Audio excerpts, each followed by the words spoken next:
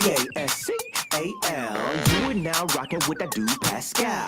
We be going wild, Haitian in the building, so original. Got the haters catching feelings. Get your hands up to the ceiling and keep them held high, cause St. Louis is ready. Forget about it, goodbye. Hold up, we just saying hi. Five somebody, rise up. Weekdays, catch us live, somebody. Let's go. Good morning, good afternoon, and good evening, everybody. Welcome to the Pascal Show. Hope you guys are all doing well out there. I hope this show finds you in good spirits. Let me just say that too. I really do hope this show finds you in really, really great spirits. Because, you know, we need more positivity in the world. We need more positive energy out here in this world. And I'm going to say that until I am blue in the face. I'm just going to keep it real. But I'm hoping you guys are doing well out there. Missed you guys yesterday. Yesterday was a busy day for me, but I'm here. We got some stuff. We got some things to get into. We got some conversations to have, so be prepared. I got some things I'm going to be talking about in some pop-up videos, etc. You know, I'm late for the day, but you will be getting some content today for show. So be ready. Make sure you have that notification bell on if you have been subscribed already to this channel. But I already got ahead of myself, as I always do. Make sure, okay, some housekeeping. Hit that like button down below. Crush it. Make it scream out your name. Send it past 300 likes as you guys start to file in, okay? Some of y'all, I know some of y'all are going to get late to the party. Don't worry. I'm going to be doing a small recap of things before we get into the nuts and bolts of everything. So please be kind. Hit that like button down below. That would be greatly appreciated. Of course, don't forget, if you haven't done so already, hit that subscribe button, all right? It's not that hard, okay? It's the button down below that says subscribe. Just click on it, all right? Make sure, like I said a second ago, to hit that notification bell. Make sure it is set to all so that you know whenever I go live, whenever I upload, because it is random every single day, okay? And it's going to get even more random as we get closer, as we continue on, okay, with life, okay? So please hit that subscribe button, hit that notification bell. Of course, if you want to support the channel, please by all means hit that join button, become a family member, okay? Support the channel, or you can support the channel even further by hitting that Patreon. Check it out. Follow me over there, patreon.com/thepascalshow. Okay, guys, we got to get into some things. We got some conversations we got to have, y'all. Okay, there's a lot going on. Okay, you know, and honestly, not a whole lot is going on. It's just kind of a lot around this one particular case that is just making my head hurt. I don't know about you guys, but this is making my head spin, and it's actually hurting my brain. Okay. And of course, we are talking about Rudy Farias. Okay. Again, he was 17 when he went missing in 2015. In 2023, okay, 8 years later, he was found outside of a church. He was sent to the emergency. He was sent to the hospital, emergency room in the hospital, where that's when they found out that this young man, now 25 years old, was the kid that went missing in 2015. Now, real quick, obviously, we later on found out that for those 8 years, he was hiding in plain sight in his own mother's home.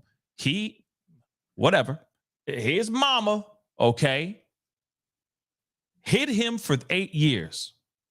For 8 long years, okay? Of course, there was more information that came out, which we are going to be talking about here, because this is the reason why I'm doing it live right now. This is the reason why I'm on with you guys right now, because there's now more information. So we kind of have to go back. You know what I mean? We got to go back, all the way back. Okay. Kind of to the beginning of when this all went down. So real quick, before we do everything. Now, again, some of y'all don't know what's going on. Some of y'all do. Okay. So this is a small recap of some things. Now, I have a question for you guys. Do y'all remember this?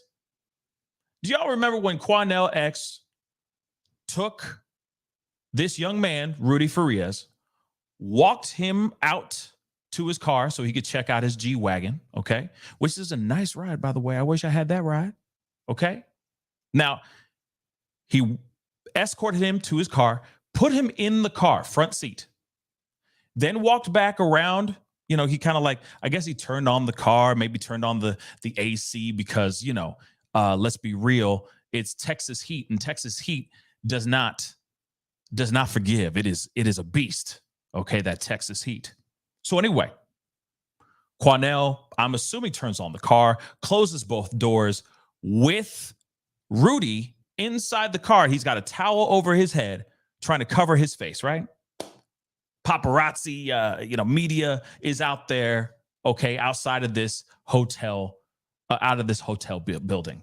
He walks around, he goes over, and he starts talking. Now, I'm playing a little bit of this because I want you guys to hear the things that are coming out of Quanell X's mouth. This is just a recap, just a reminder. I'm not playing the whole doggone thing, okay? But I just wanted to play a little bit so you can get a general idea of where I'm going here. And obviously, you already know where I'm going here with the title up above or down below, wherever you're watching this show right here. So let's get into this. Let's take a listen. Let's rock and roll. Hit that number one. Let me know you guys can hear this, okay? But this is very important to hear. This information is very important to hear. And I'll explain why in just a minute. Let's listen. So you've been here with Rudy and his mother? For a few hours, yes. What are the conversations like? Let me first apologize for my appearance. I received an emergency phone call to get over here for this meeting with the detectives, Rudy's mother and Rudy. And so I dropped everything I was doing and made it as fast as I possibly could. And I spent about an hour and 20 minutes one-on-one with Rudy and with one of the detectives. I heard horrific things from that young man. And I did not want him to see me start shedding tears, but I couldn't hold back the tears because of the things he was saying to us, the detective and myself. No child should ever be treated like that by your own mother. But I'm just going to let you guys know, because I know some of y'all are going, volume! Let me just say this really quick. This is as high as it goes. I cranked it all the way up. They just have it low. Okay, guys? So prick up your ears and listen up. Let's rock and roll. This young man said that when he initially ran away, he came back 2 days later, and she told him that he had to hide, that he was going to get in trouble, and they were going to arrest him for running away, and that he had to continue hiding. And so she hid him out for a while, then brought him back to the house and hid him in the home. And initially, whenever the investigators would come, she would hide him in the house. And he kept saying, I don't want her to go to prison. I don't want her to get in trouble. I don't want her to go to jail. And so we asked him, why did you run away? And he said he just got tired of her not respecting his boundaries. And she said that he wanted his own life. And his exact word was, I was tired of living like a slave. She would take him to work with her, and he would do the required work she was supposed to do. And a lot of the responsibilities of her job was on him. And he went on to say that what troubled him the most was her crossing his personal space boundaries. He said that she would make him sleep in the bed with her. And he said that she made him play daddy. That's as far as I'm going to go with this, okay? We already know the rest of this. If you guys don't know the whole thing, I'll make sure that this link is in the description box by the end of the show or at the end of the show. But at the same time, those of y'all that might be late to the party, okay, this man continues on to say some really unbelievable, shocking accusations about, or details, I'm sorry, about what Rudy's mama did to him behind closed doors in this house of horrors for 8+ years. Now, let me just say this. In the very beginning of it, he said he felt like a slave. He felt like, she was using him, so on and so forth. Okay. But beyond that, it gets really crazy, right? It goes off the rails. The more information he says, and you can even hear it in his voice, even in his voice. When you see him talk about this, his voice starts to crack.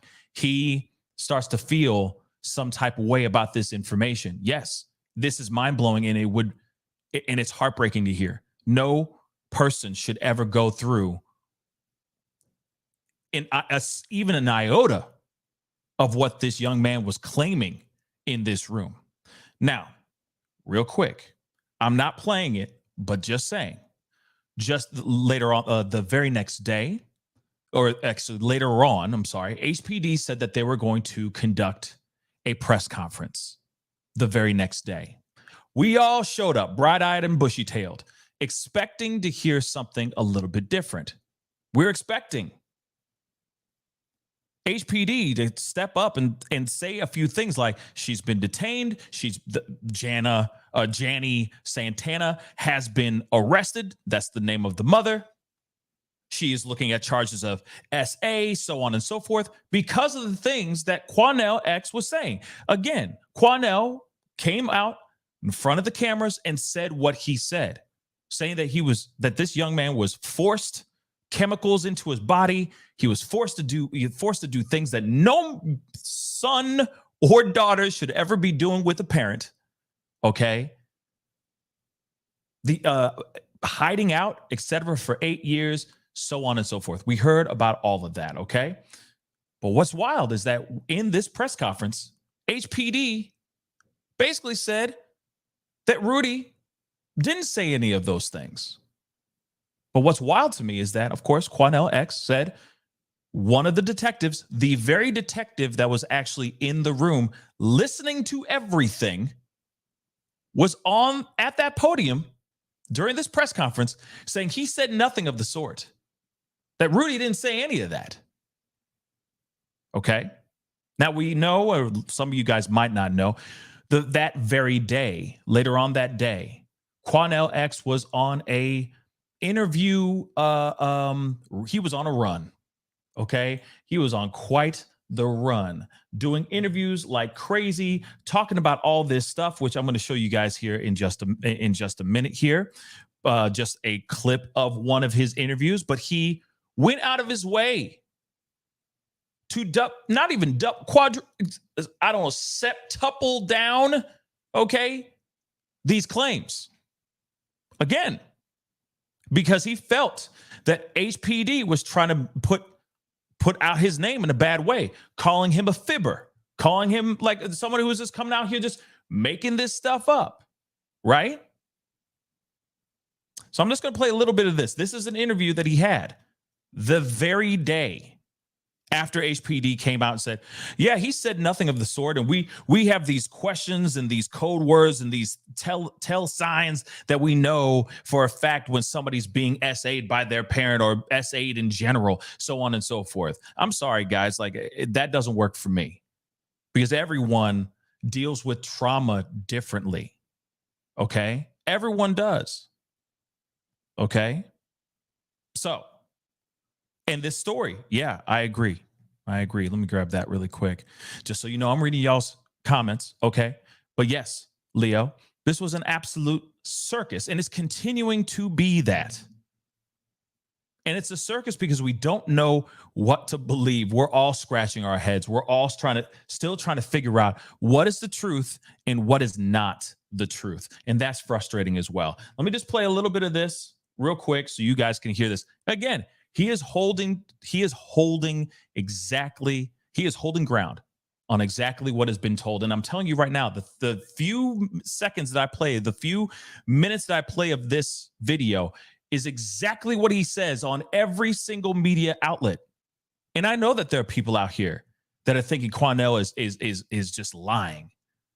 But I'm telling you, why would a public figure like this go out of his way to tarnish his own name, to lie about something like this? Let's take a look at this video, okay? Real quick. I guess you watched the press conference today with the Houston Police Department. What was your initial reaction when you saw it? I believe it was a very confusing press conference. I wind up after the press conference being more confused about things involving this case. When I listened to the chief, who I do believe is a good man, who's done some good things, who's had his ups and downs, but he's a good man. I've always wanted to be truthful. For him to say, as a father himself, that no sexual abuse was reported, my problem with that, chief, is your detective sat right there with me for an hour and 15 minutes and heard every word come out of Rudy's mouth about what took place at home with his mother. He heard the young man say he was sick and tired of being treated like a slave. He was sick and tired of her crossing inappropriate boundaries. Is that how he worded it, Rudy? He went on to say, he said, she kept crossing boundaries that she should not cross. And it was not right. It was inappropriate. That detective sat right next to me and listened to those words. Yeah. So he said that detective, that very detective that came up there and said there was no signs that he did not admit to his mother committing these unthinkable crimes. That same detective during that was at that press conference was in the room with him. Now, the other thing too, I want to point this out. And of course, like I said, these are just quick recaps because I know it's been a day in between the updates that we had about 2 days ago. Now we're here. So I wanted to give you guys a quick little rundown of the information that we had received so we can get up to date. But as you can hear from Quanell himself, you hear it in his voice. You hear what he's saying as well, that he's not letting down. He's not going to let up. He's not going to back down. And in fact, it's almost like he's saying it verbatim. It's almost like he has something that would help him remind him of exactly what Rudy said to him in that room when he had that little bit of time by himself without the mom around. And they were able to have a conversation. Why do you think he's been able to say it verbatim so well every single time? Like I said, every time he's on these interviews, he is saying exactly the same thing, and he doesn't add any flowery words. He doesn't add more descriptions or anything like that. He is saying it verbatim almost. Why would you think that? And I'm going to tell you why. Because I guarantee you, okay? I guarantee you, y'all, he has it on tape.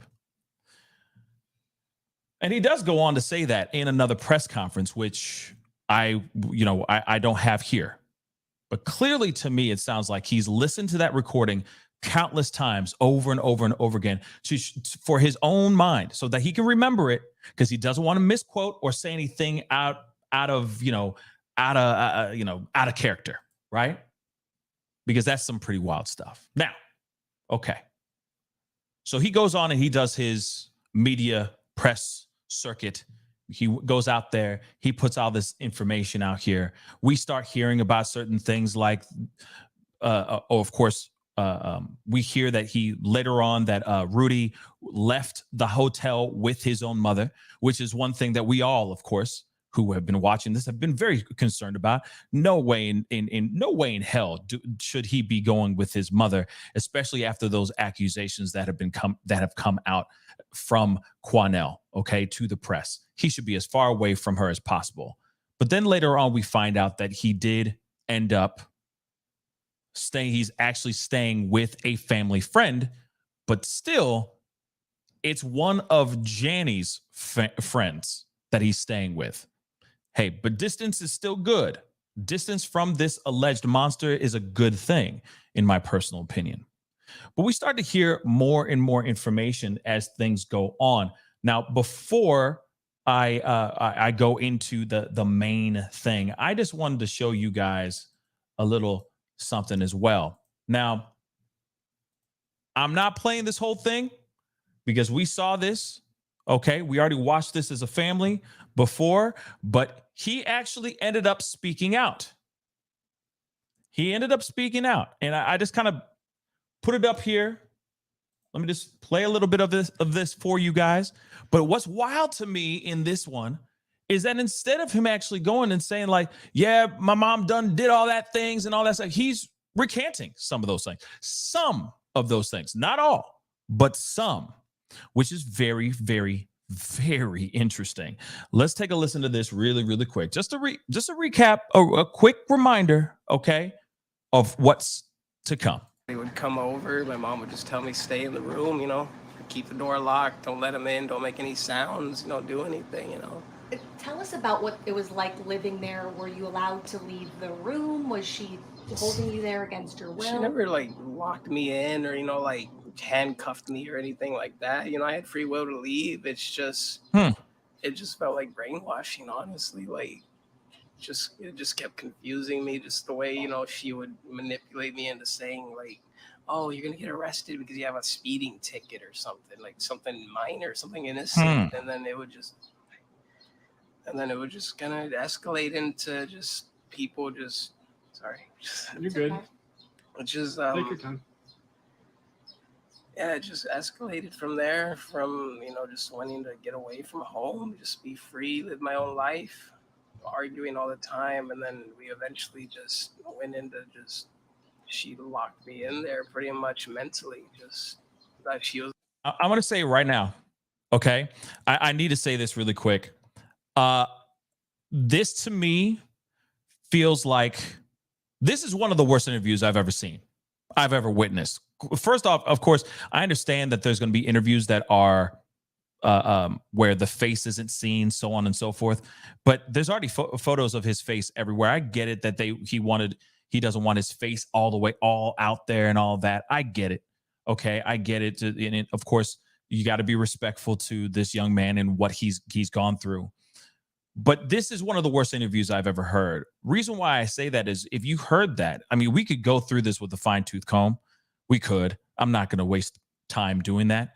But even in this, he's saying, you could see that he's almost retracting what he's saying while he is saying it. He just said, oh yeah, she would lock me away and in my mind. Now, that could be his way of describing what kind of woman she was, or how she messed with him, how she manipulated him, how she tormented him mentally and emotionally. But at the same time, to me, it sounds like he's catching himself in the lie. He's trying to catch himself, and he's like, oh, no. She would just lock in my brain, and, you know, she would lock me in my brain, and not in a room. Yeah, which doesn't make any sense, because there obviously has been conversations, which we already talked about as well, okay? But that I want to bring to you guys, as attention as well. I did this as a pop-up video, but I'm going to share this piece with you guys really, really quick, because this part don't make much sense to me. Okay, so let's take a look. Let's take a look at this. Now remember, padlocks on doors were found. Okay, a suspicious letter. We already talked about this in a pop-up video. Please go and check it out when you get time. But let me get to the part where we're talking about padlocks on doors. Okay? So,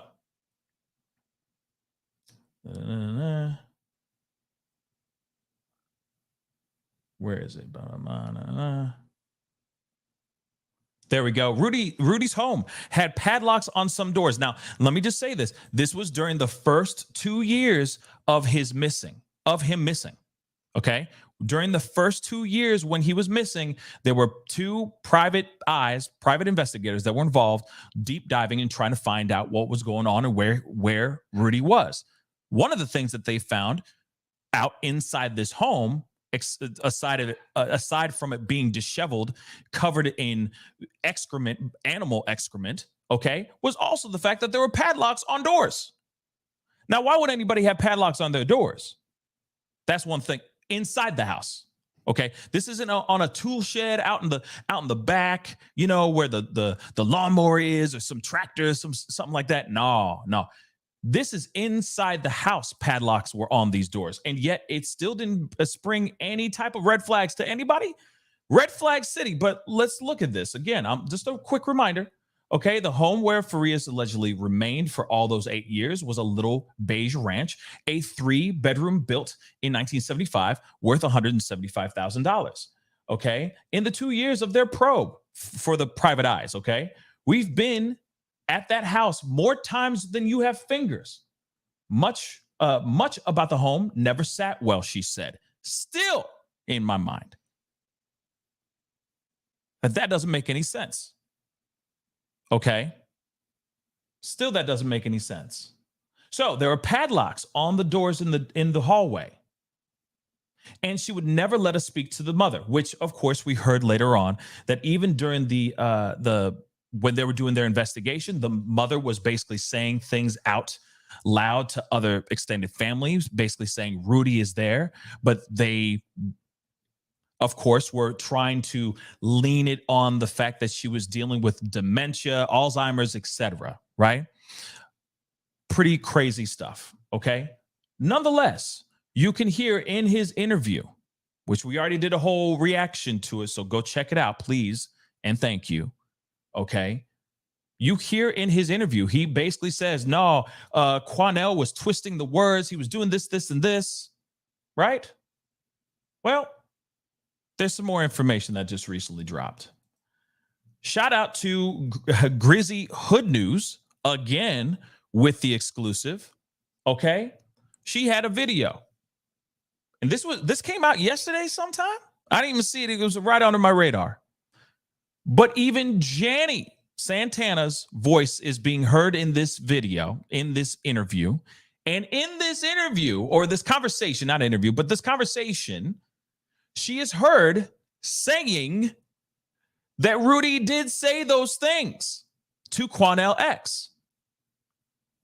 You don't believe me? Let's take a listen. Shout out to Grizzy. Go check her out. Go to her YouTube channel. Go to her Facebook page. Follow her on both platforms. She's been doing an amazing job, and I think she needs more support than ever for a very good reason, which I will explain here in just a minute. But this is a video, or this is at least audio, that I think all of us who have been following this case really need to hear. Quanell X did not lie. And here's the audio to prove that. The detectives are pissed off right now. I wonder why they haven't called to talk to him. What's that? I said I wonder why they haven't reached out to him. Well, they're at the district attorney's office right now. My attorney's on his way over there. Oh. So, because they called me and I called my attorney. He says, "Let me see what they want." So then he called me back. He says, "I'm on my way to meet them at the DA's office." He says they're going to bring charges. They're going to come down hard on both of you for misleading, for lying. He said some other stuff. Oh wow. And I told him. He says, "And now your son," he says, "now he's saying that you did those things," when the detectives never heard him say any such thing. I think that's all should matter, right? If the detectives didn't hear him, like he didn't even give a statement. No, he didn't give a statement about that, but Quanell says he did. I know, but it didn't come from like let's say Quanell is saying it, right? But there's nothing written down or signed or paper that Rudy said that, you know? So they would have to prove that he said that. But Rudy's saying it now. You know, Rudy's changing his story to now he said it. But he has. You heard that, right? Rudy now is changing his story, saying that now that he said that. Okay. And this is the part, and we're going to play the rest of this in just a minute, but this is what really grinds my gears and what is making my brain like tie up in a knot and giving me migraines. Let's keep it real. This doggone story, this doggone case is giving me a migraine, okay? Because it's hard to believe, it's hard to know what is the truth and what is not. That's the hard part of this, right? Because you've been hearing 15 different things, 15 different angles. It is hard to believe what is what, okay? What's reality and what is a bull-faced lie. But let's continue on. Hasn't told nobody else anything. But he's going to when they ask him, because you said that he's saying that he did say those things, right? All he said was basically, but I don't know what he plans to say, you know, when they come talk to him, if they come talk to him, if he even wants to talk to anybody, you know? No, but they're going to talk to him. And they're going to haul him in and they're going to talk to him because now he's an adult. Yeah. Mm-hmm. You know, and he's not traumatized. He's not nothing. You know, he's talking fine, like they said. You know, he's being their exact words were he's very articulate now. You heard that, right? They just said, they were saying, or the detectives are saying that he's very articulate now. Remember earlier in the press conference? Well, I didn't play it here, but I'm just saying when we watched it a couple days ago and Quanell X went on and said, hey, the mom said he was a mute. The mom said he couldn't even form words. Okay. Couldn't talk. But then as soon as he saw Quanell X, he goes, you're Quanell X. Suddenly he could speak. Okay. Unless he got like baptized by the blood of Jesus out of nowhere. Okay. And he's suddenly like, it's a miracle. I can talk now. This mother was claiming that he couldn't talk, that he was a mute. And now you got detectives saying, oh, he's actually very articulate. Yes. Very articulate. 80. I mean, like, what the hell, right? Like I said, this doesn't make any sense, y'all. I'm getting a headache. But she's saying, oh, now he's articulate. And we heard him in the interview talking about colors and the algorithms and nanobots and stuff like that. We heard him talk. Damn sure he could talk. He ain't no mute. Let's continue. Mm-hmm. I wonder what that means. Huh? I was like, I wonder what that means. I mean that. Thank you. Can I have rice, please? Thank you. Articulate means like he's talking like a grown professional. Oh, okay. Yes. You know? So there's no sign of any trauma, no sign of nothing. So now they're saying that he was in on it the entire time. So, Oh, wow. and you know, and I just what I'm thinking is that the detectives get pissed off because they're saying that he never said that, and now he's going to say that he did when they clearly didn't hear him say that. See, what's interesting is that the mama, okay, the mama is trying so hard to try to find some excuse because she's sitting there trying to lean on what 50 said during the press conference. You could hear that right there. She's like, oh, they're angry now because now it's making it seem like HPD are just a bunch of liars. Remember this, guys, and I hope it comes out soon. Quanell X got something. He got something. And he said, hey, HPD, don't try me because I will put this stuff out here and I will expose y'all through this recording that he allegedly has in his possession. Now, hold on. Brooke Burks, thank you so much for the comment. Grizzy's Hood News says she got this audio because she is the Hood FBI. Yeah. No, she's a beast. Like I said, please follow her. I strongly recommend that. Go follow her, okay? And don't worry, she won't be putting, autopsy photos of unalive 11-year-olds on paywalls. Don't worry about that either. She won't do that, okay? She's got some etiquette, okay? So don't worry about that either. Which we are going to talk about that in a little bit. I got something to say about that. But moving on. Somebody else just asked something. I saw it. I wanted to make sure I got it. Where is it? Where the heck is it? I lost it. It was here. Now it's gone. Wait. Sorry, guys. Give me 2 seconds. Where the heck did it go? I'm not giving up.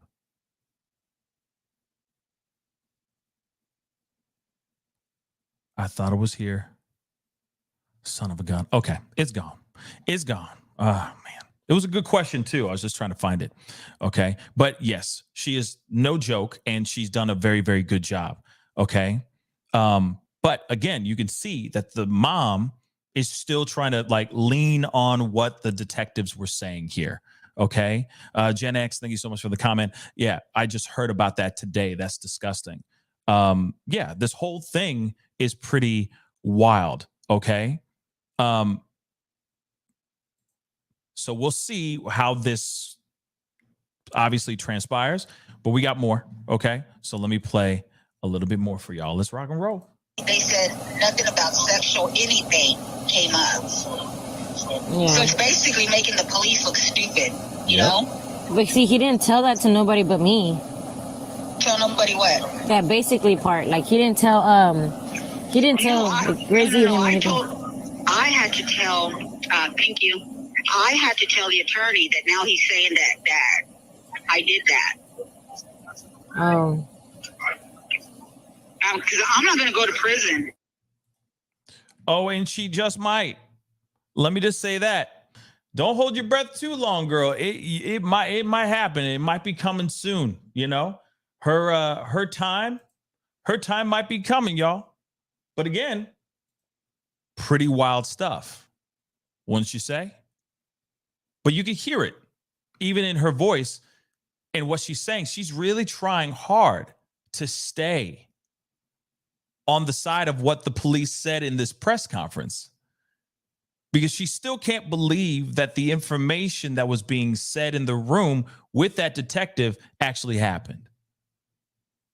Even so, Quanell X even said out loud, he said, hey, I left the room, but she came barging in and was basically telling him to recant that story, or she was going to her own self, to harm herself. You know what I mean?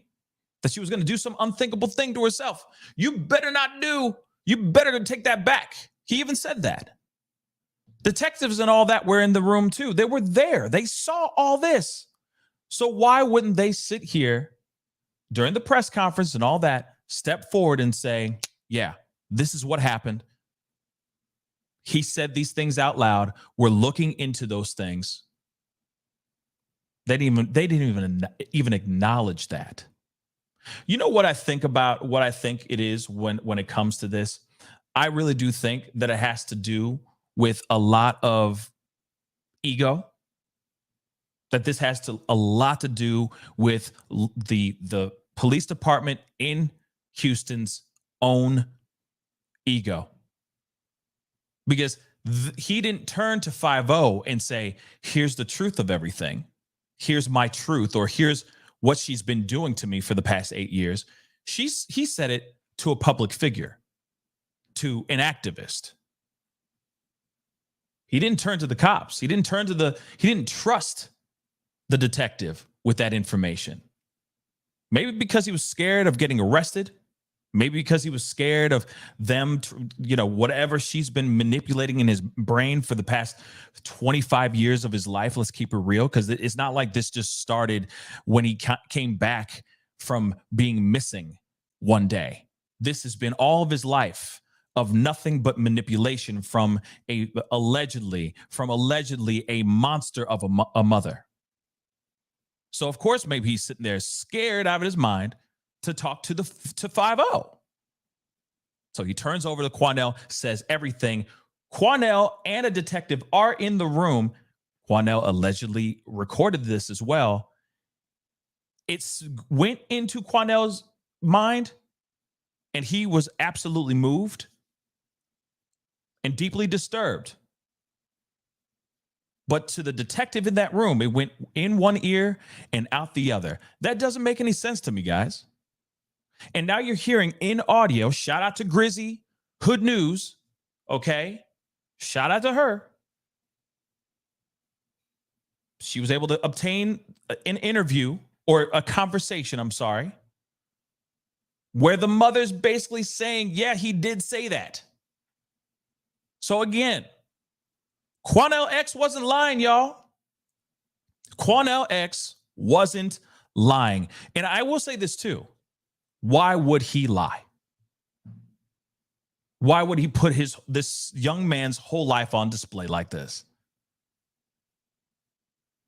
And I know that there's some deniers out there. I know that some of y'all are out here going like, oh, I know he's a scam artist and he's this, that. You're talking about Quanell. I'm telling you right now, why would he go out of his way to utilize and lie about this young man's life for his own, I don't know, his own public gain, his own financial gain or anything like that? It doesn't make any sense to me at all. We got some more things here though, guys. We got some more things that we're going to be talking about. Okay. Now, you heard in the interview, we watched the interview with Rudy Farias. Okay. And it was heartbreaking. In my personal opinion, it was absolutely heartbreaking. Why, you may ask? Because it was obviously an interview with an incredibly broken young man. He doesn't even know which way is up. I'm be real. Either he's going through some sort of detox or he's still high. I don't know what it is, or he is still just someone who is deeply, deeply traumatized by the terrible woman that was holding him captive inside a house for 8+ years. No matter what, it's still mind-blowing and heartbreaking what happened here. And there are crimes here. Crimes were committed against this young man. Doesn't matter how many ways you cook it, no matter how many ways you put it together, it's still an egg, okay? Still what happened here, all right?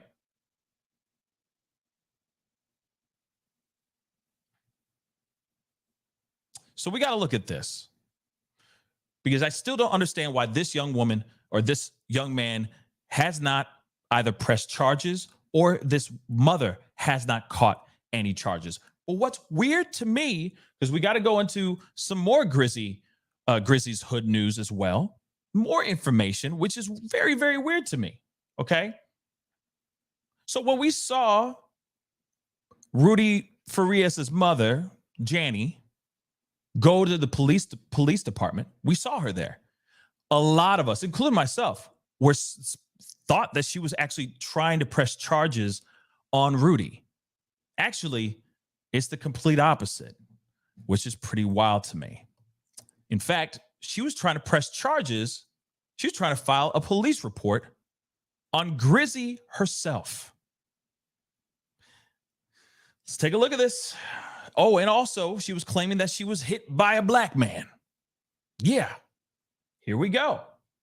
So Janny Santana traveled to the HPD last week to file an apparent police report against Grizzy Hood News for harassment and added that an unknown black man allegedly hit the embattled mom in the head, according to a police report exclusively obtained by Your Content.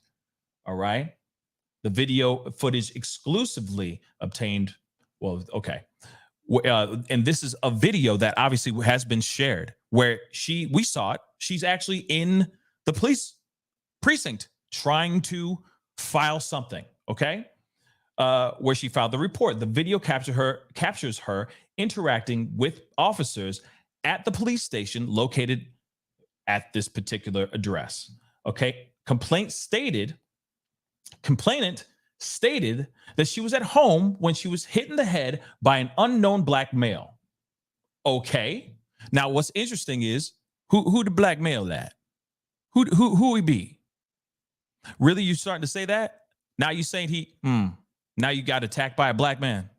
Now, I also, before we continue, I want to remind you guys, there was other interviews or there was other statements made during the press conference that that Quanell X actually had. In fact, let's take a little trip down memory lane, shall we? Let's do that too.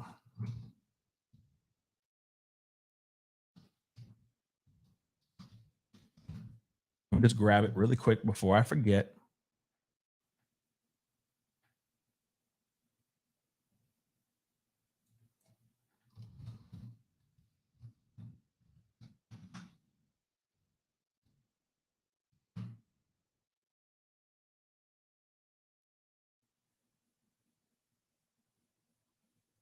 Where the heck is it?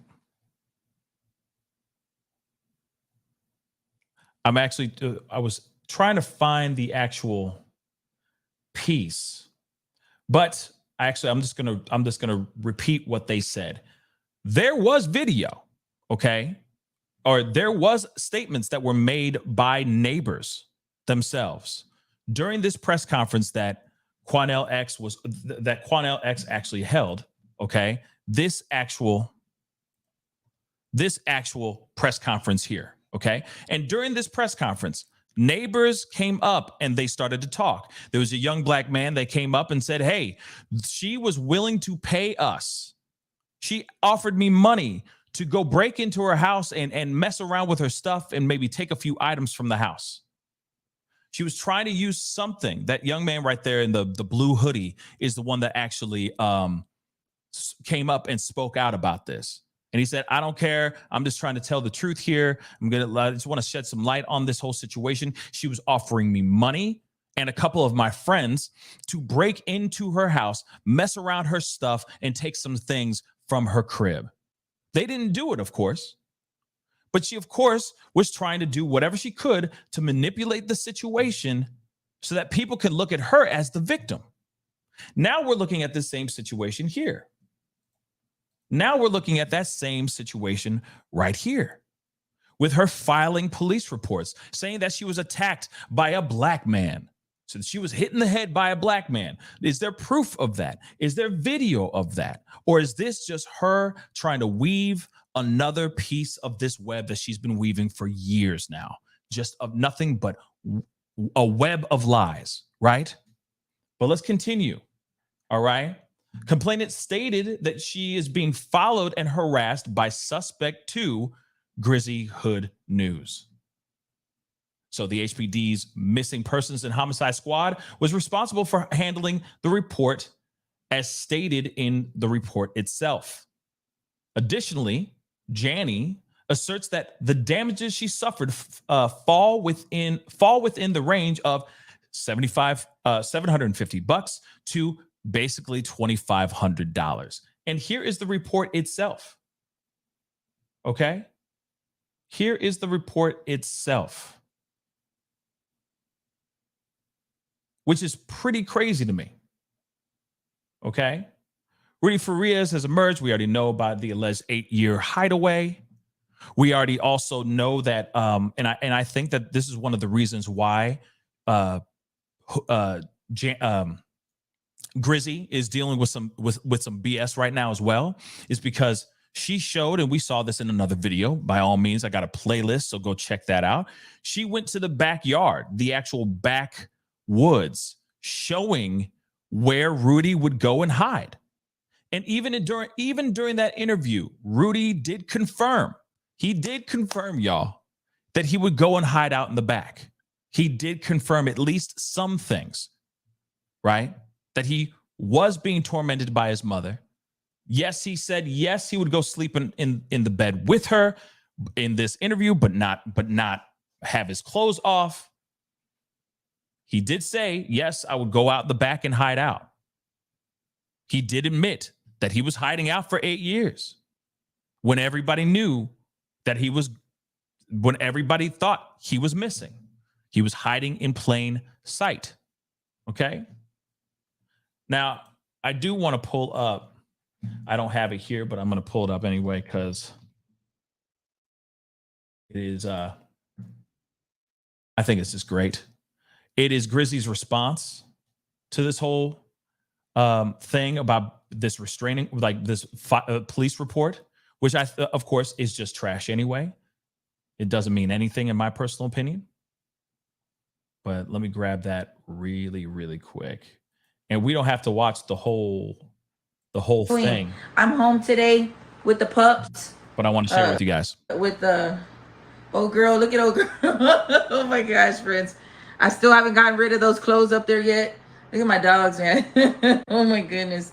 How are y'all doing, friends? I hope everybody's doing good. Look, I'm going to go on TikTok live. It's receipt time, friends. It is receipt time. I'm so tired of all this madness. I'm so tired of stuff. I'm so tired. So what Agreed. I'm going to do is I'm going to download TikTok on this phone I'm on and go to town with this one. So yeah, I took the day off today. I just got off the phone with my attorney. The thing about this lady, some people are like, aren't you afraid? Oh my God, that's not something to take lightly. I'm like, bitch, do you not know who the person is that filed that police report on me? Hello, we're talking about Janie Santana. Janie Santana is the person that filed a police report stating that I'm harassing her or whatever it is. Let me see what she said. She said a male hit her in the head. Did she go to the hospital for this stuff? Like, is there any proof that she called 911 on that day? Like, this is not something you play with, Janie. You're gonna learn. You will learn. She says complainant stated she was at home when she was hit in the head by an unknown black male. Now you're putting people in, like, you're putting race into this stuff, man. Don't do that, lady. Complainant stated that she's being followed and harassed by suspect Grizzy Hood News. Yeah, I followed you after you were stalking your son after he said to leave you alone, for you to leave him alone. Let's not forget, folks, Grizzy's gonna sleep good tonight. I sleep good every freaking night. Word. The person that filed this on me is the same person that filed a missing persons report and lied to the whole freaking world and her own family and everybody else about her son being gone for fucking 8 years. Yeah. Obviously, you could watch the rest of it. By all means, go and check her out. But at the same time, like, she ain't wrong. Okay. Yeah, she gonna sleep good because she's fighting on the side of good. She's fighting against evil. And this woman is going out of her way, the Janny is going out of her way to just file more fake reports, to manipulate the situation, to manipulate the narrative out here, make it seem like she's a victim and all this. One thing I do want to point out is yes. So, I mean, yes, please go and check out that video, okay? Please and thank you. Go and check out that video. And it's the truth, though, okay? But there is something else. There is a comment here I wanted to grab. Hopefully it's still here. Yes, Brooke, thank you so much. But Crazy, okay, Crazy Janny is the one that actually called Grizzy's Hood News and Quanell X to be there. Janny was the one that actually called these individuals, let them know what was going down, and she blew up her own spot, y'all. She blew up her own spot, baby. She done mucked this whole thing up by her own hand. It's karma, baby.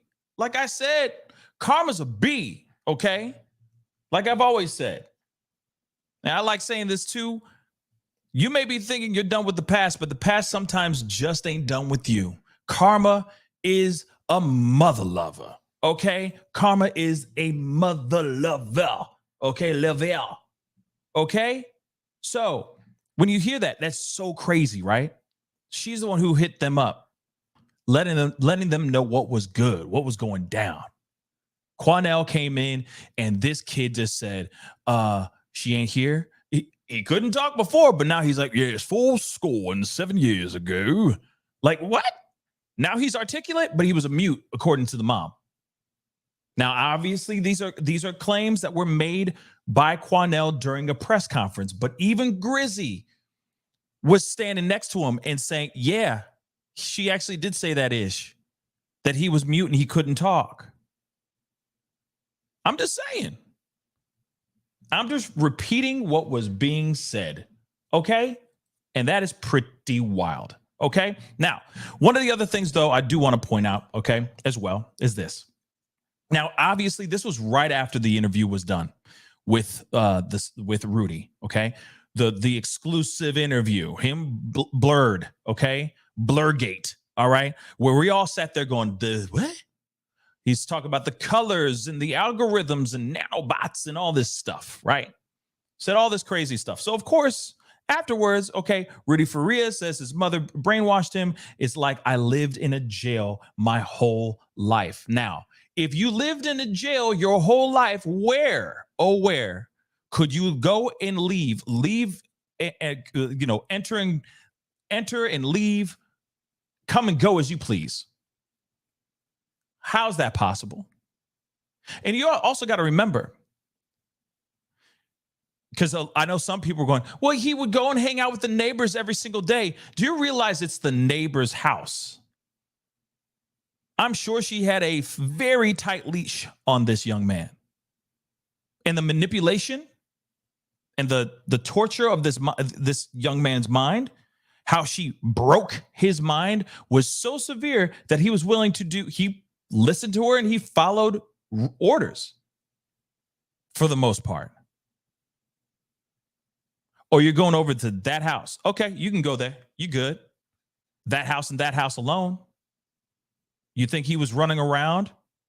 Sounds like he didn't even have a driver's license. Because even when he said in the interview that he went to take his mother or bring his mother back or something like that from the hospital. I guess she got some sort of procedure done. He's like, I will drive you home. They got pulled over by police and somehow they were able to leave without any questions about who he was and all that stuff. I'm still trying to figure that part out. The cops pulled him over and they didn't even say, like, license registration, please. Did he have a fake ID? Because even in the interview, he says he didn't have a license, but he was driving the car.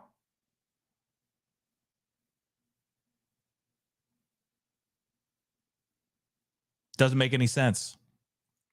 Okay? It doesn't make any sense. But clearly, Stockholm Syndrome is in this piece. Munchausen by proxy, okay, definitely is going on here. I mean, you heard it in the video, you heard it in that audio, that she literally said, she confirms that Rudy said those things to Quanell. So Quanell is not lying. He may have been, let's be real. If Rudy was lying, then he's repeating what Rudy told to him. So he's just been bamboozled. It is not Rudy, or it is not Quanell going out of his way to just put this stuff out here just for ish and giggles. But I do believe that this is very real and that the brainwashing is bigger than just what he said in that interview. Okay? I guarantee you. Okay? So, and you also got to remember too, this is what sucks about this. This is kind of like the boy who cried wolf. You know that story, right? Long story short, kid kept on crying wolf, wolf, wolf, wolf. I guess he was, I don't remember the actual story, but you know, he's looking over some sheep or something like that.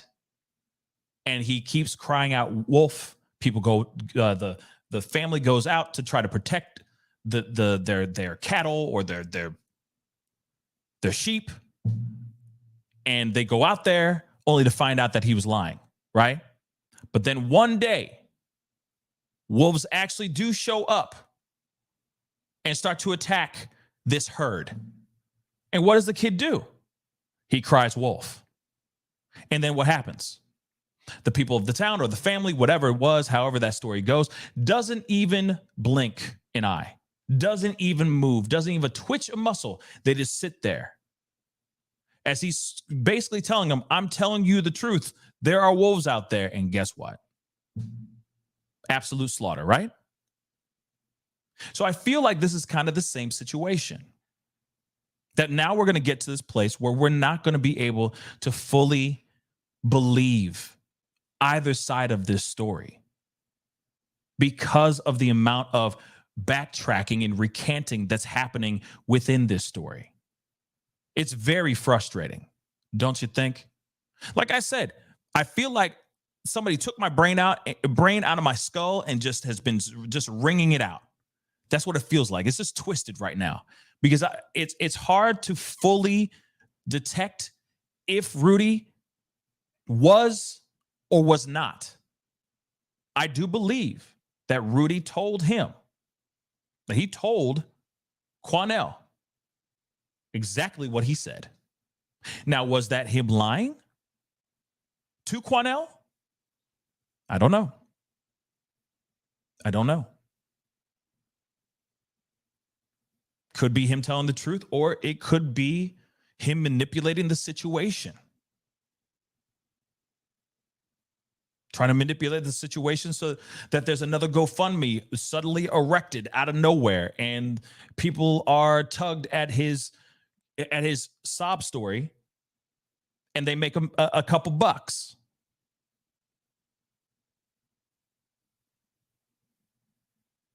But that's the problem with this story. Because even after he did this mother-loving interview, we all were left scratching our heads trying to figure out what the hell is the truth. And that's what's so sad about this.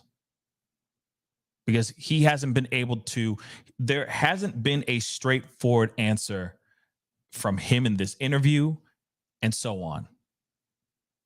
And I'm telling you right now, the more that there is back and forth like this, where he's like, no, he changed, he twisted my words.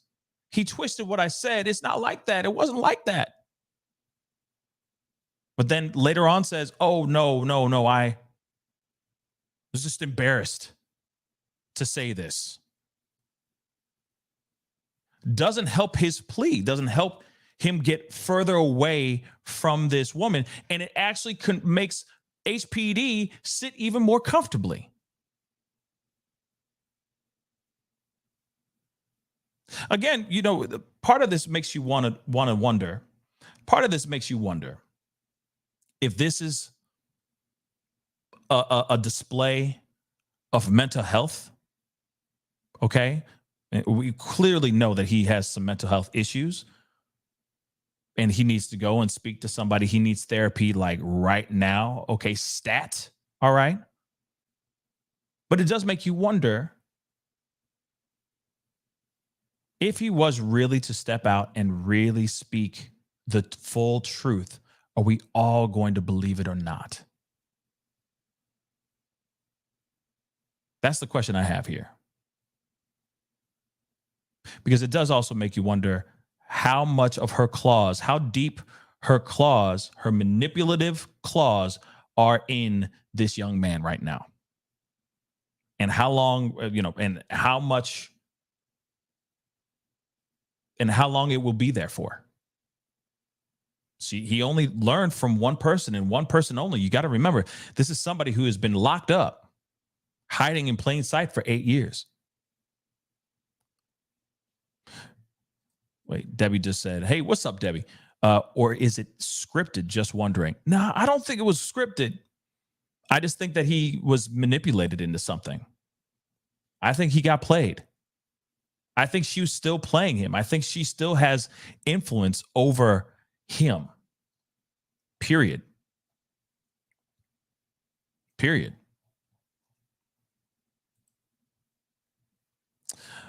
So I'm going to read some of your comments here really quick.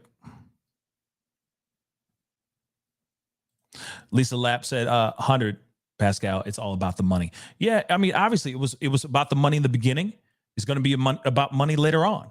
And you got to remember, this is a woman who's still playing like she is the victim. She is playing that she is the victim still to this day.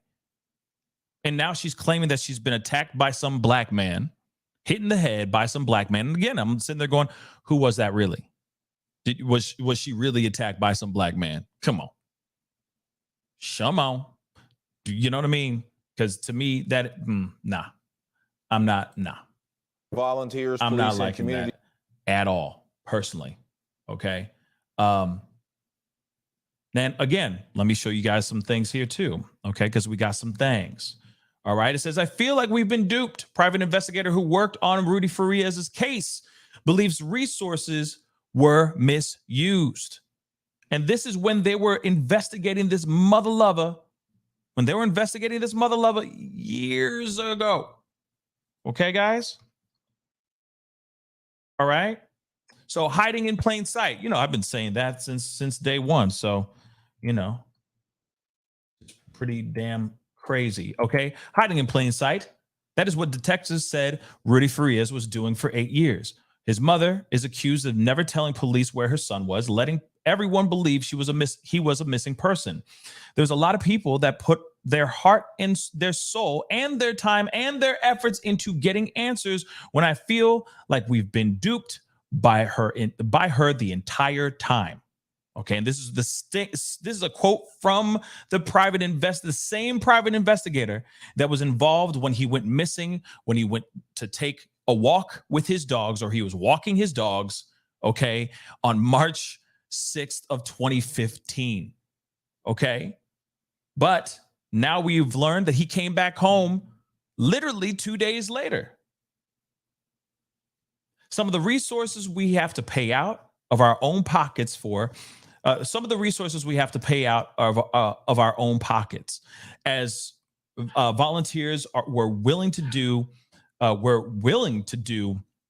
that for families of the missing, and that's part of the heartbreak in all of this. That so many resources were just misused. Again, you got somebody who's out here, you know, investigators that are putting in their time, effort, blood, sweat, and tears, trying to find out what the heck is going on. What's the truth here? Where's this young man? You realize that there are people that go missing every single day, pretty much every single second of every single day. These private investigators could have been using their much beloved time on the other missing people that actually were missing during that time. But they spent 2 years investigating this particular case. They saw all kinds of red flags, y'all. And I guess they gave up afterwards because of the red flags. I don't know. But she definitely put them on quite the runaround. Okay? Quite the runaround indeed.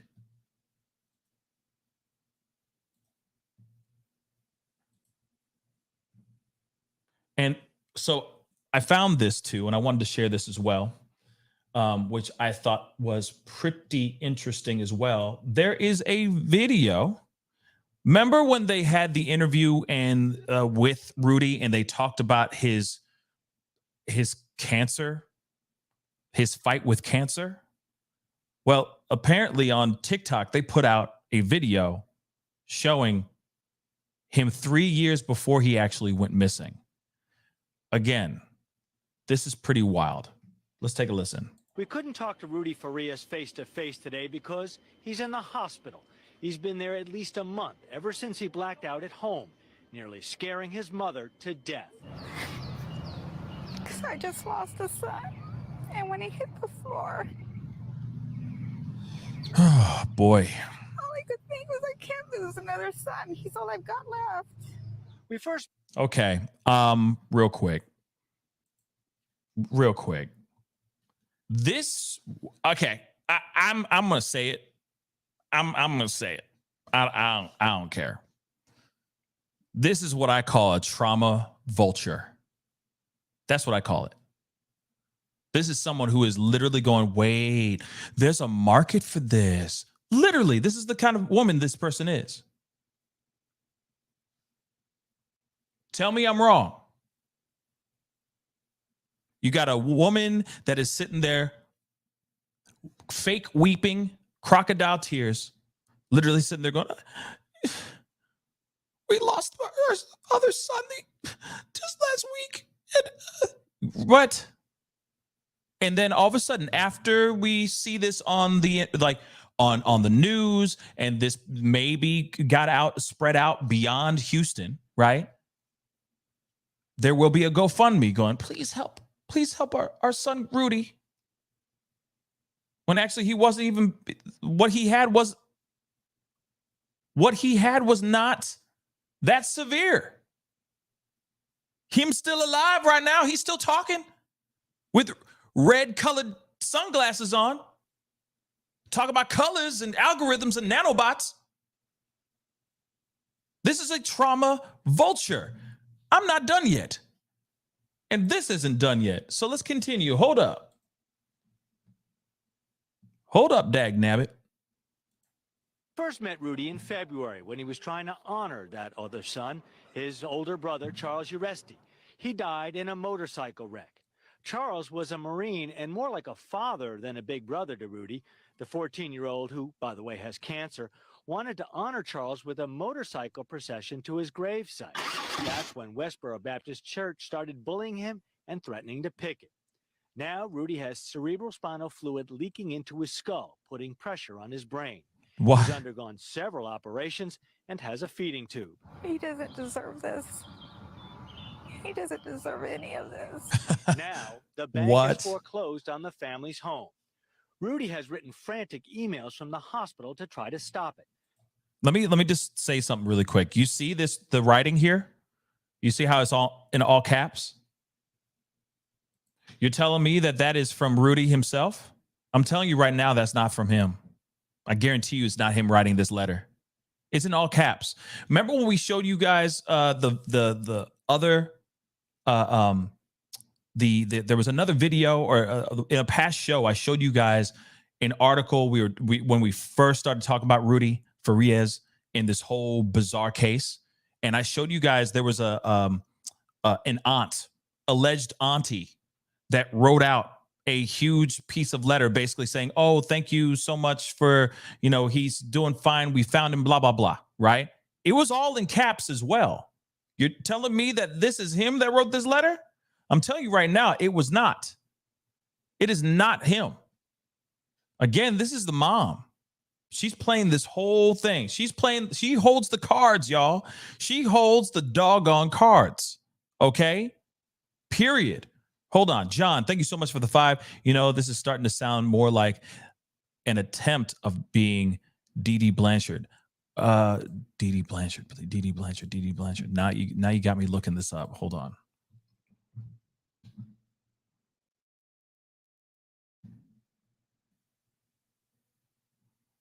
Gypsy Rose pleading again. Oh, yes. Thank you so much for that reminder. Yeah. Absolutely. In that, see what I'm saying? Like it's almost that angle, the Munchausen by proxy, where you're basically trying to say like, oh, you're sick. You have all these problems, but we're going to go to the public and say that you're sick so that we can tug at their heartstrings, tug at their unbelievably giving and charitable hearts so we can secure a bag. But in Dee Blanchard's situation, young Gypsy Rose didn't even know that she was not sick. She thought she was sick the entire time until the ending, of course. Okay? Until Dee's demise, right? But ain't that some crazy stuff? But let's be real. Yes, alien dog, she is the common denominator. Let's keep it straight funkies up in this biz naive. Let's continue. But like I said, this is still traces of Janny throughout this entire situation. She's manipulative as fuck. To the bank, to the mayor, to anyone he thinks might help. If not stop the foreclosure, then let him recover mementos from his brother. Things like photos and the flag Marines gave him after his brother's funeral. Things his mother says are set to be auctioned off with the contents of the house. That's the only home he's ever known. But most important is his brother's things. He wants his brother's things. That's what he cherishes more than his own things. I called the bank's lawyers to see if there was any way that could happen. He said he'd talk to the client and see what could be done. In the meantime, his mom wonders just how much longer Rudy's emotional strength will hold out. Strength that is keeping her going, too. He's the one that tells me, Mommy, everything's going to be okay. He says everything's going to be okay. He says as long as we have each other. Can I do some reverse math with you guys really quick? I think this will be kind of fun. Okay. Now, let me go back just a little bit in that video, because this has caught my attention. We're gonna have to play. We're gonna have to play a little bit of the. We're gonna have to play the beginning.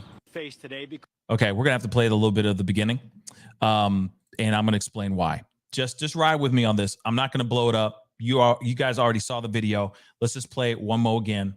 Okay, I'm gonna pause on something because I think I found out the reason why she started this whole con on this particular situation. Let's take a look. because he's in the hospital. He's been there at least a month, ever since he blacked out at home. Right. Scaring his mother to death. Mm-hmm. I just Fake lost a tears. son, Mm-hmm. And when he hit the floor, all I could think was, I can't lose another son. He's all I've got left. We first met Rudy in Okay. February when he was Wait. trying to honor that other son, It's his coming. older brother, Charles Uresti. He died in a motorcycle wreck. Charles was a Marine and more like a father than a big brother to Rudy. Mm-hmm. The 14-year-old, who, by the way, has cancer, wanted to honor Charles with a motorcycle procession to his gravesite. That's when Westboro Baptist Church started bullying him and threatening to picket. Now, Rudy has cerebral spinal fluid leaking into his skull, putting Okay. pressure on his brain. Hold He's on. undergone several operations and has a feeding tube. He Okay. doesn't deserve this. He doesn't deserve any of this. Mm-hmm. Now, the bank has foreclosed on the family's home. Bang. Let's do reverse math. Bank is going to foreclose on their house. I don't think I need to do the reverse math for you guys, but I will do it for you because that's a lot of fun. So I think the foundation of why she did this crocodile tear type of video or this interview on the news and basically saying, oh yeah, we're auctioning off my dead son's belongings and blah, blah, blah. By the way, Rudy is battling cancer and all that stuff. Right. And they're doing a fundraiser and all that because she's about to lose her home. That's the only reason why this started. I mean, at least that's my theory. I could be 110% wrong, but I'm just being straight up and down like 6 o'clock to you guys. I'm being real. Look at that. The reason why all of this even started was this. She was about to lose her house, if that's even true. But they said, even the reporter called the bank, called the lawyer, all that stuff so that they could maybe get down to the nitty gritty of this situation. This is the reason why she's on camera with fake tears, thrusting her son out into the public eye, basically saying he's battling cancer when he really was not. And she faked all this stuff because she was about to lose that house. So she said, oh, this is a great way to make money. Tug at the heartstrings of these unbelievably good-hearted people that are out here in these streets, or some of you guys that have battled cancer, to some of you guys who are battling cancer or have survived cancer, or a family friend, or you are a friend and had a friend that lost their battle to cancer. What's going to happen? You guys are going to be touched by this story and go, oh, this young kid, how much do you need? When all this while is an opportunity for her to secure the bag. This is the only reason why she started making this stuff up. She tried it out. She tried it, and it must have worked. It must have. Or it worked a little bit. And this is the other reason why I believe that the part of when he got up and walked out the house and was walking the dogs and he went missing for those 8 years was another money grab for Janny. That's what I think in my heart of hearts. This whole thing was planned. And then she realized maybe the money was good, right? Them ducats were pretty good. So she's like, why ruin a good thing? Let's keep it rolling for a little while. Then on top of it, insurance money from the brother that lost his life in that motorcycle accident. And of course, may he rest in peace. But at the same time, insurance money was coming. You had charity money coming from her GoFundMe account, right? And whoever else wanted to give her a pity check, right? She capitalized on this, y'all. She was about to lose her house. So she said, well, I got those photos from a while ago where he underwent that surgery because of the thing that was on his heel.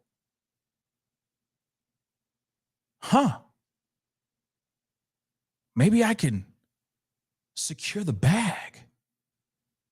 And that's exactly what she tried to do. You think that a friend contacted the news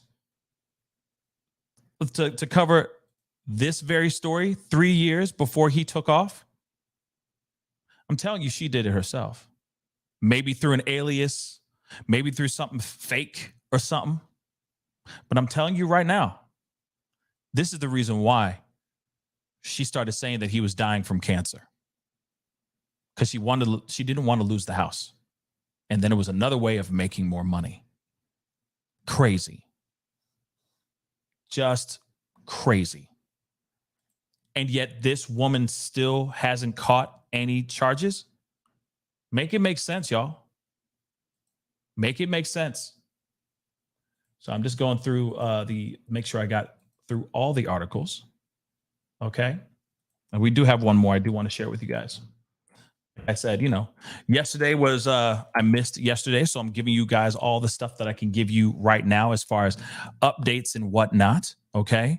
Of course, if there's anything new, of course, I'll talk to you guys about it. Of course. I know that a lot of other people are covering this story as well, and they're doing a fantastic job at it as well. But this woman is a trauma vulture. That's it. And the Dee Dee Blanchard thing is a perfect example. Except this time she tried to. This is dealing with a supposed missing person. And of course, the end story is, which is weird, is that she's still free. She hasn't, he didn't have somebody go and take her life or anything as well, but she's still alive and she's still free.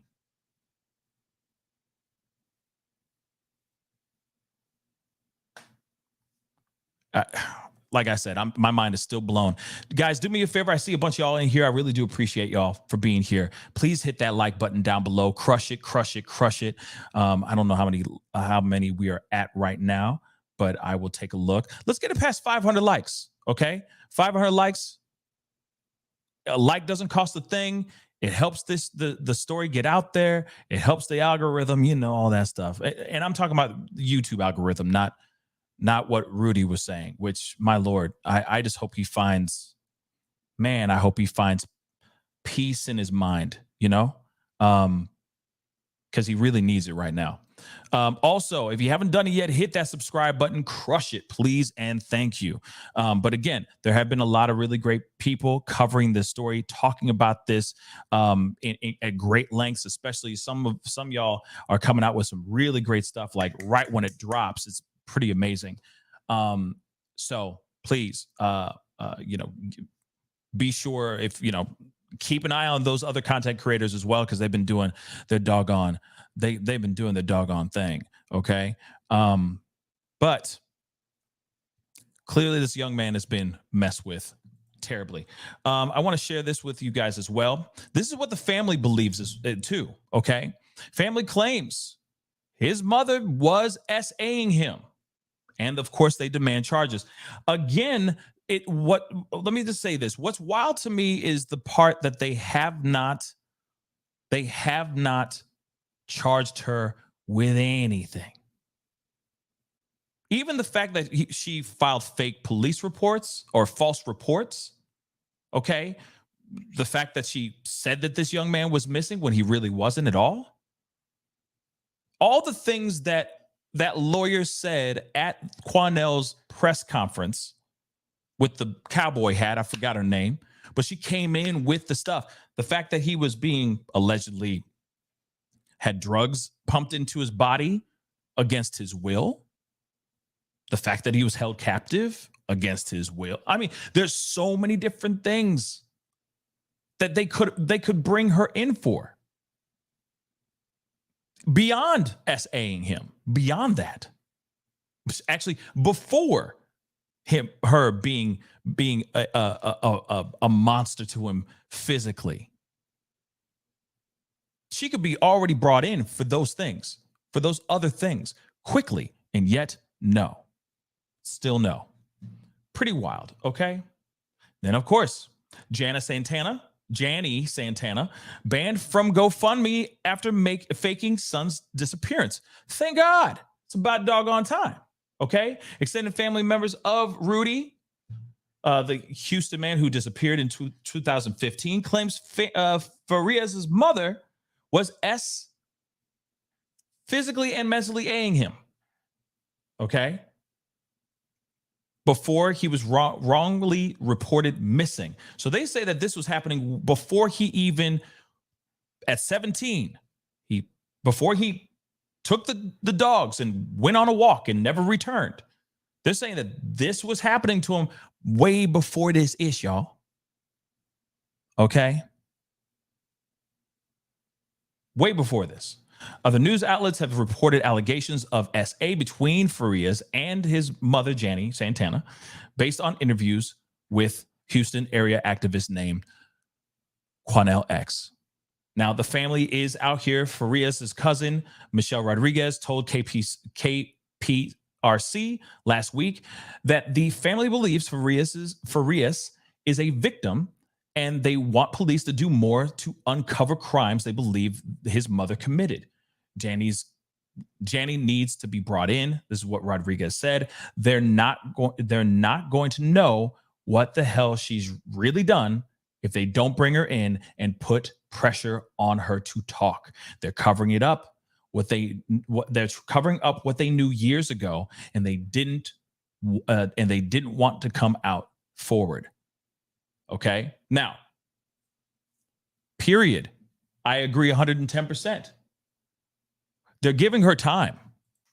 That's all it is. They're giving her time to come out with more excuses, to cover her tracks, to get rid of things, to bribe some neighborhood kids to break into her house and grab items, to fake or make false police reports about being hit in the head by some black dude.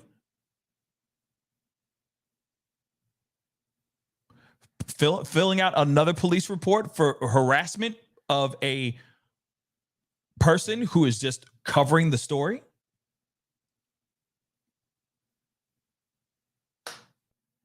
Like I said, it just doesn't make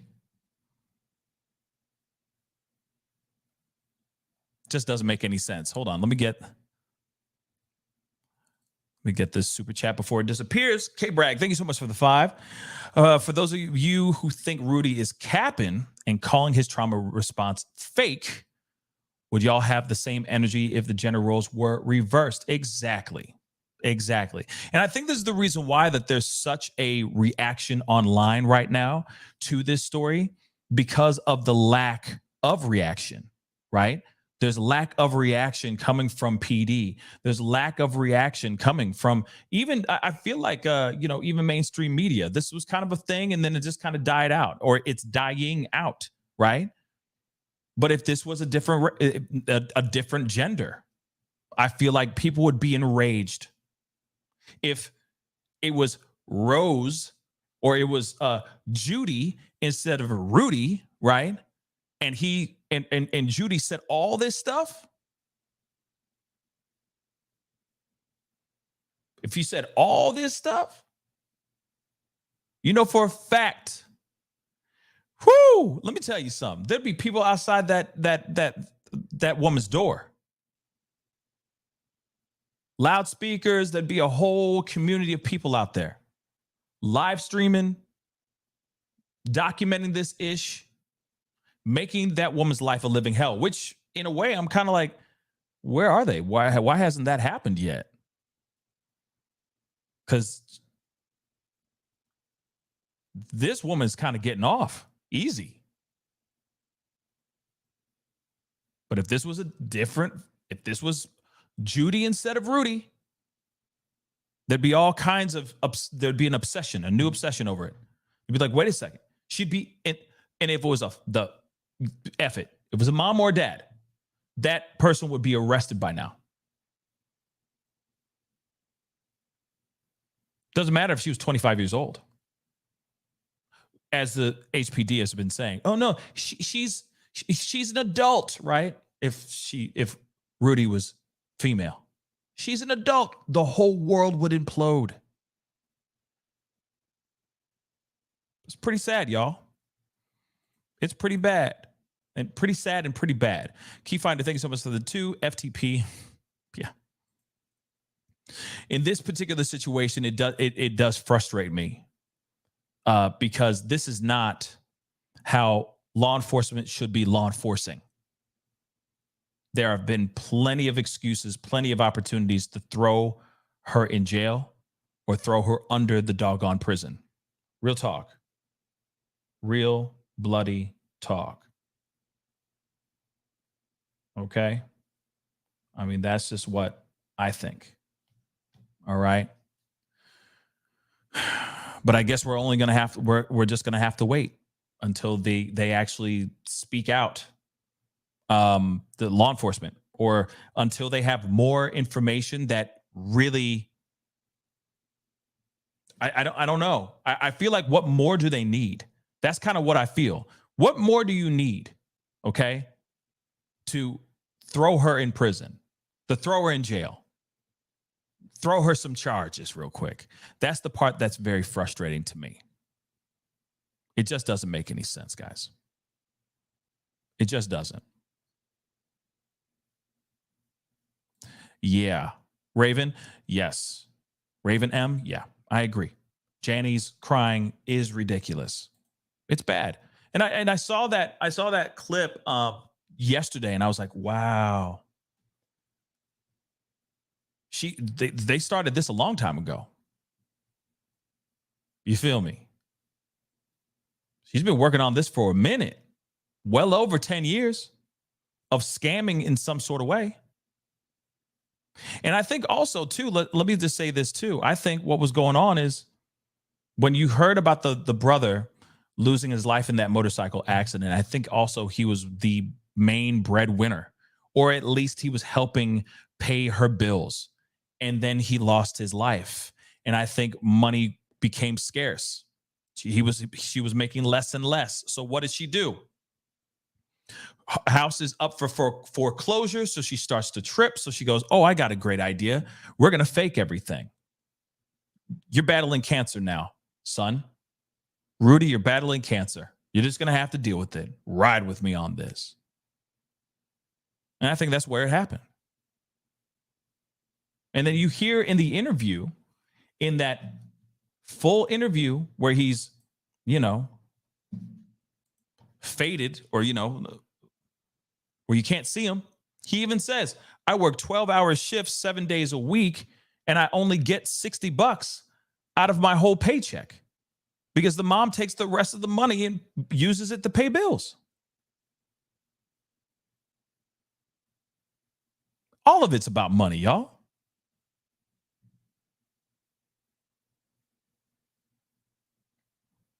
All of it.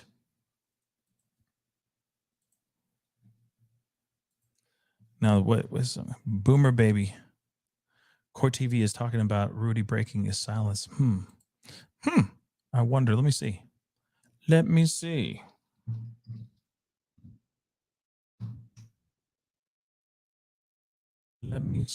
though.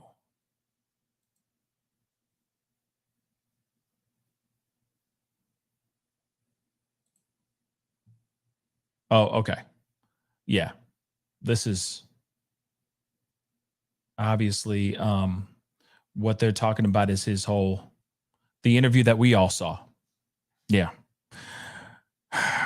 Pretty crazy.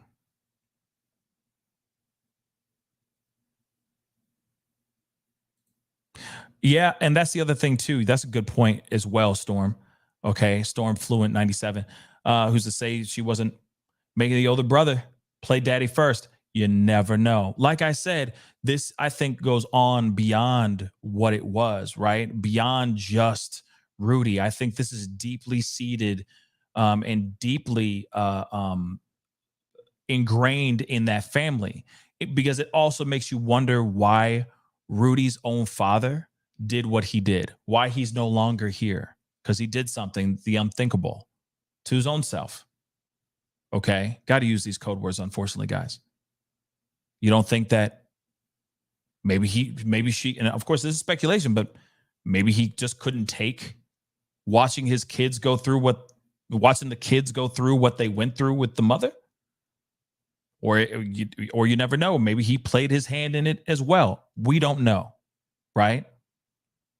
But it does make you wonder about that too, you know? That maybe he was overwrought with guilt. I don't know, but you never know. You know, just talking about it because it's being brought up, okay? But still, it is still something terrible. And we obviously know something really bad has been popping off with this situation. So hopefully we find out more here soon. Real talk.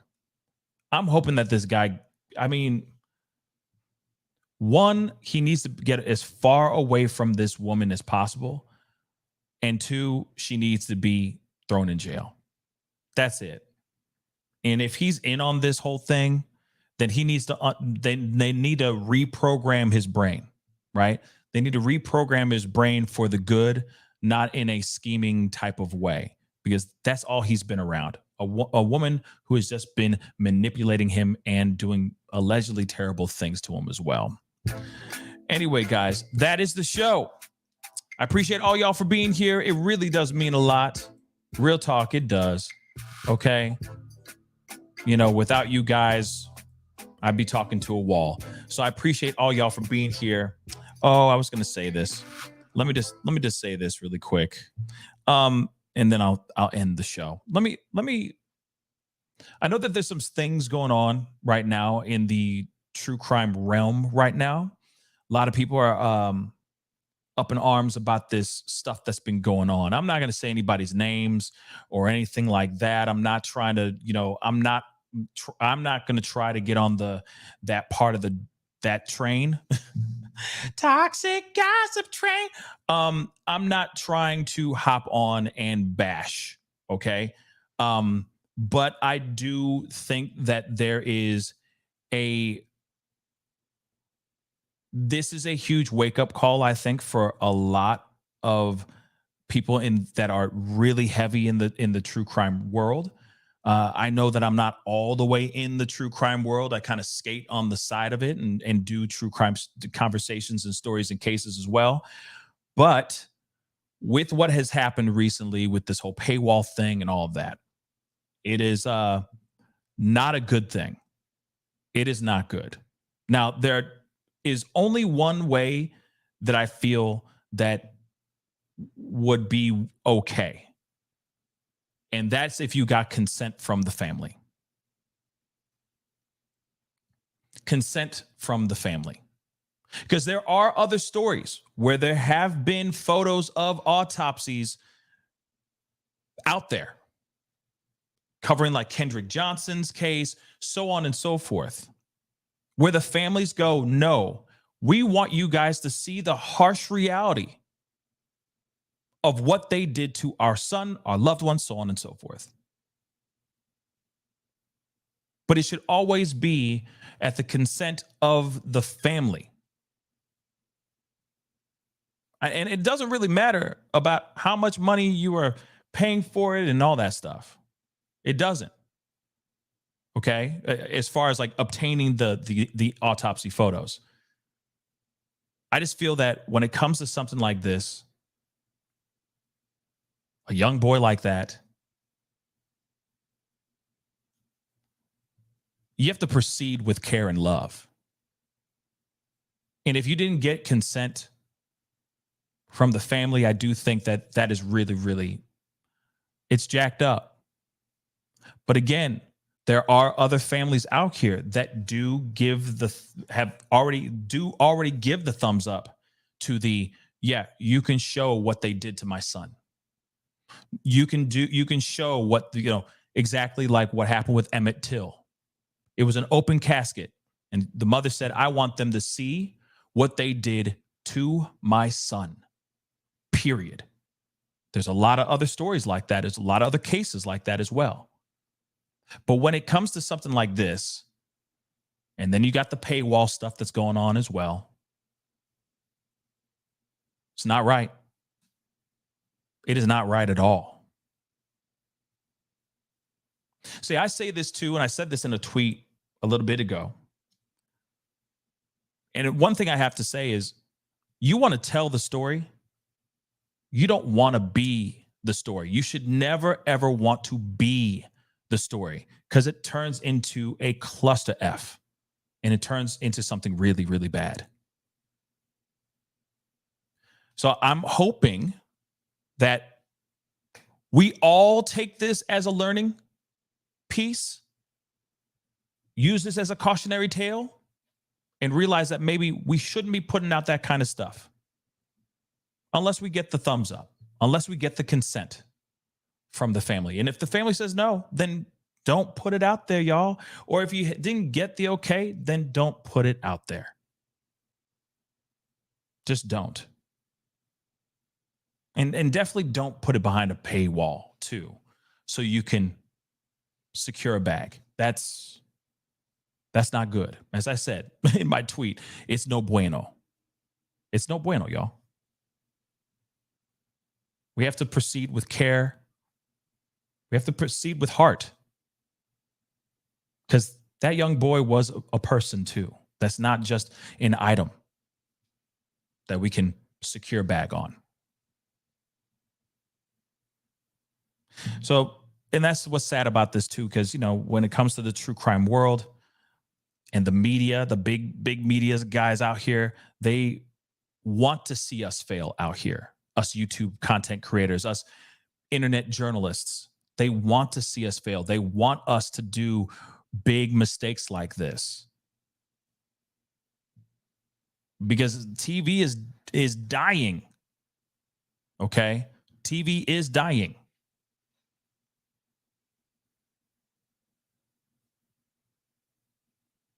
So of course they're going to sit there and use this as an opportunity to show, these particular people are trying to capitalize on this, blah, right? Again, was not good. Don't do what they did. That is the cautionary tale. Just don't do it. Okay? Trust me, you will thank me later. Okay? You will thank me later. All right? Jen Madison, thank you, Pascal, for not jumping on hate. No. No. Okay. I've been a sub of this creator for years, and until I hear more, I stand with them. It could have been a misstep. In my honest opinion, this creator is a good person. Yeah, sure. I mean, I don't know anything about this particular creator. I don't. I'm completely in the dark. All I know is about the information that was thrown out here. Obviously, it's become the topic of a very interesting topic on a lot of platforms as of recently. And I say, hey, you guys do you. You know what I mean? Do your thing. You won't see me making it a standalone show. But no disrespect to anybody. It's just that I don't want to do that. You know what I mean? But I also do understand that we are all young in this way, right? That we're some people make mistakes and mistakes will happen. But this could have easily been avoided by not doing what they did. But like I said, we all make mistakes. I'm not trying to defend anybody at all. I'm just saying that I think shouldn't have happened, shouldn't have gone down the way it went down.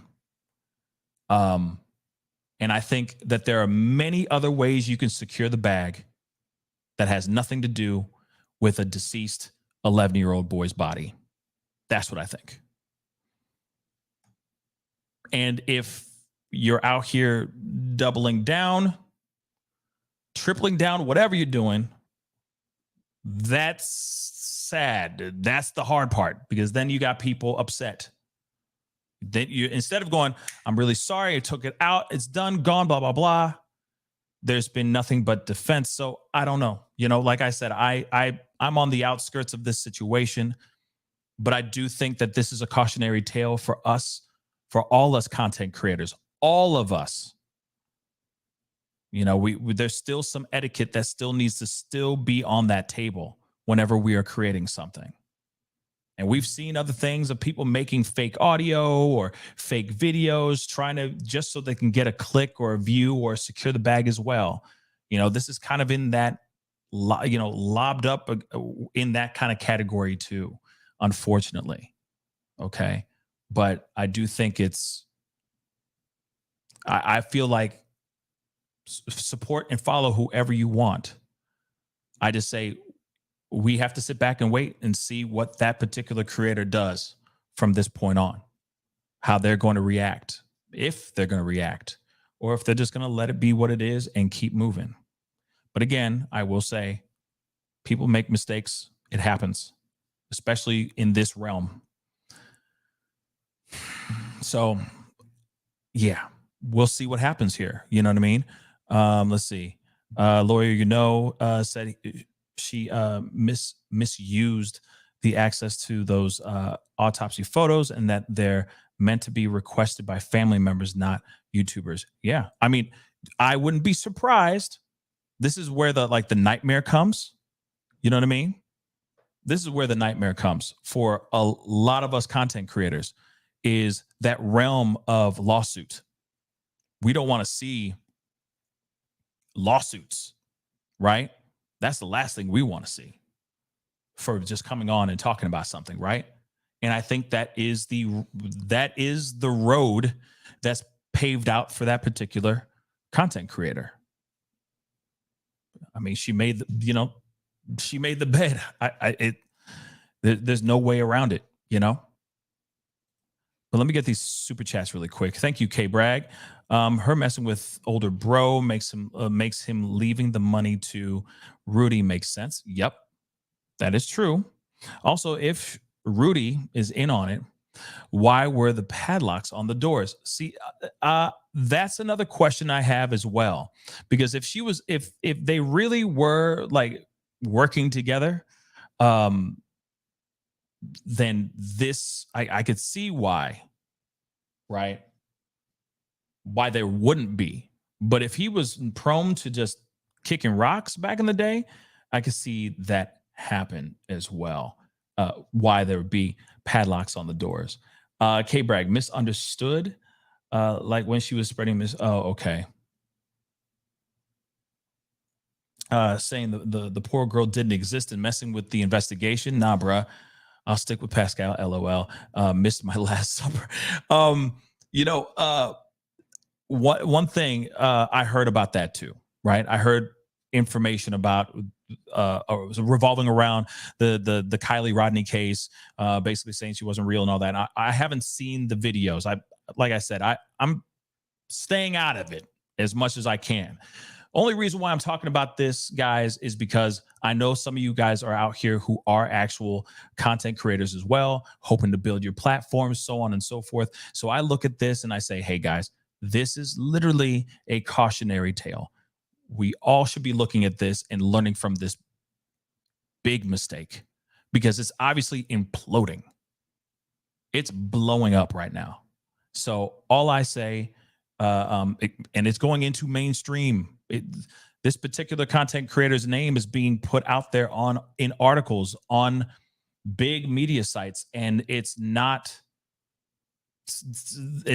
a puff piece about how great their content is. It's not good. Again, it's bad. Okay.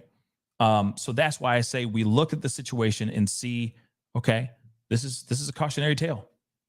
You know, don't make that same mistake. Just don't make that same mistake, guys. But I do see lawsuits coming, and I could be wrong, but I could see lawsuits coming. You got the prosecutor for the family that spoke out. You got the father calling what this creator did evil. I could see lawsuits coming.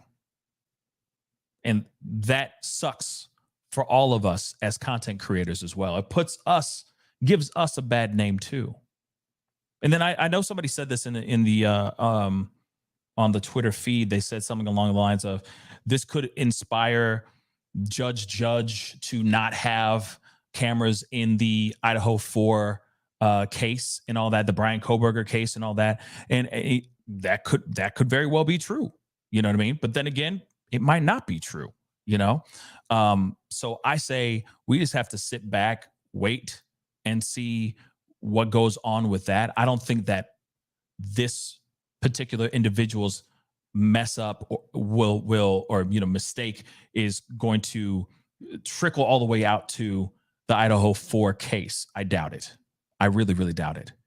But still, this is a cautionary tale. When I talked about Tasha K back in the day, when she had that whole defamation lawsuit with Cardi B and she lost terribly, we talked about it. And I said, hey, this is a cautionary tale for all of us content creators.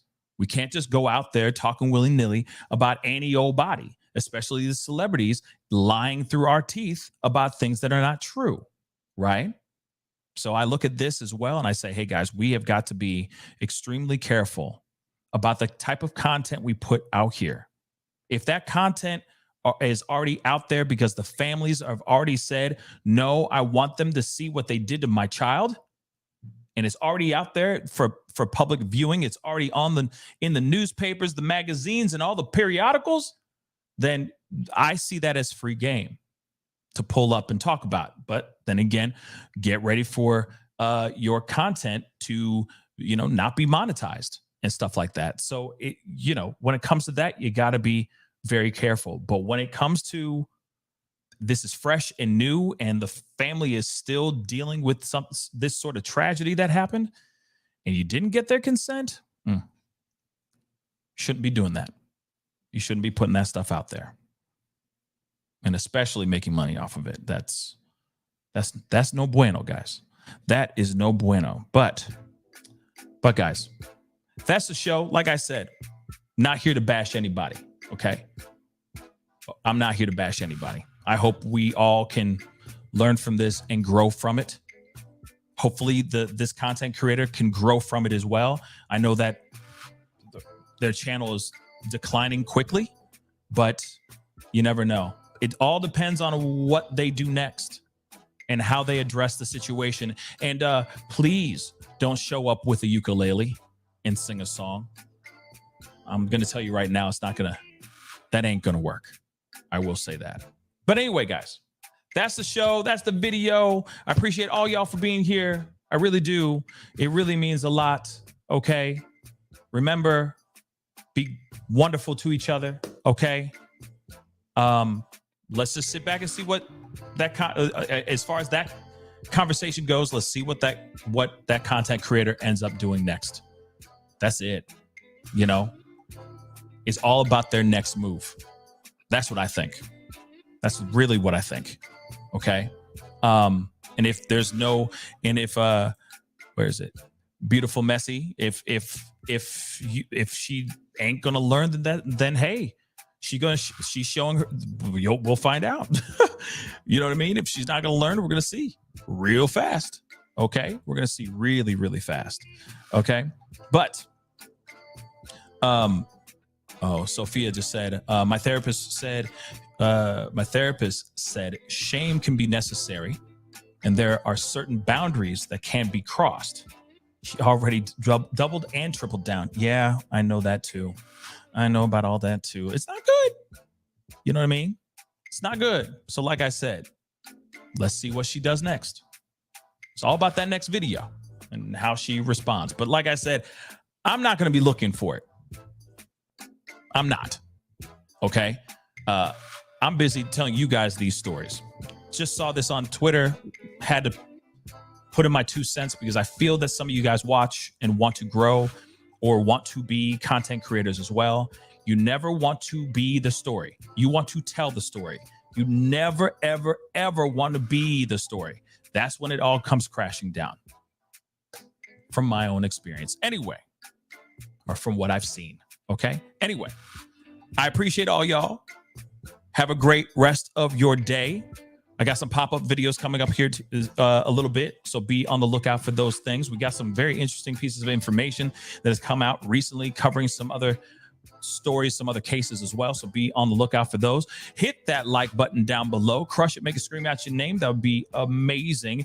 And if you haven't done it yet, hit that subscribe button.